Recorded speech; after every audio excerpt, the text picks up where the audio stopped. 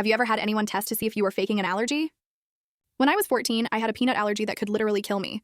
Like, even the tiniest bit of peanut dust could send me straight to the hospital. My EpiPen was attached to me like a third arm. Everyone who knew me understood this wasn't some joke. My throat would close up and I'd be done for. My best friend back then was this kid named Ryan. We'd been tight since third grade, always hanging out, playing video games, the usual stuff. His mom, Karen, was one of those parents who always seemed a little annoyed by everything kids did these days. She'd roll her eyes whenever someone mentioned food allergies or accommodations at school events. One Saturday, Ryan invited me over for lunch. I was excited because Karen was making her famous chicken and rice dish that everyone always talked about. But when I got there, I did what I always did, asked if there were any peanuts or peanut oil in the food. Karen gave me this tight smile and said, "Don't worry, sweetie. It's all safe for you." She set the plate down in front of me and I started eating. It tasted really good, kind of nutty and flavorful, but about halfway through, something felt wrong. My lips started tingling like that weird sensation you get when your foot falls asleep, but in your mouth. Then my throat felt scratchy and itchy. I stopped eating and asked Ryan's mom again, "Are you sure there's no peanuts in this?" Karen just stared at me with this weird expression and said, "You're fine, Lucas. Keep eating." But the tingling was getting worse and I could feel my face starting to feel puffy. I jumped up from the table and ran to the bathroom. When I looked in the mirror, my lips were swelling up like balloons, and there were red blotchy spots around my mouth. My heart started racing because I knew exactly what was happening. I grabbed my backpack and pulled out my EpiPen with shaking hands.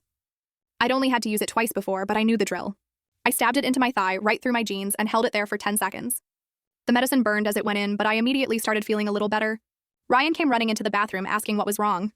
I told him I was having an allergic reaction and needed to go to urgent care right now. He looked confused and scared. While we were waiting for his dad to drive me, Ryan pulled me aside and whispered something that made my blood run cold. "Dude, I have to tell you something.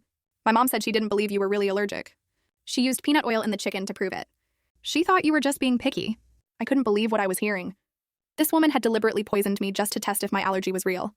My hands were still shaking from the EpiPen as we drove to urgent care. The whole time, Karen sat in the front seat, acting like nothing had happened. At urgent care, they gave me more medicine and monitored me for a couple hours to make sure I was okay. When my dad showed up, he was furious. He asked Karen point blank why she'd put peanut oil in food she knew I couldn't eat. Her excuse was even worse than I expected. I thought kids these days just say they're allergic because they're picky eaters. I was trying to show him he'd be fine.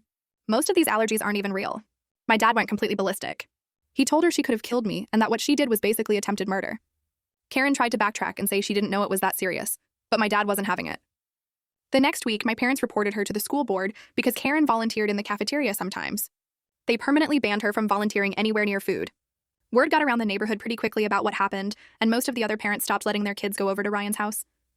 Ryan and I stayed friends, but things were never really the same after that.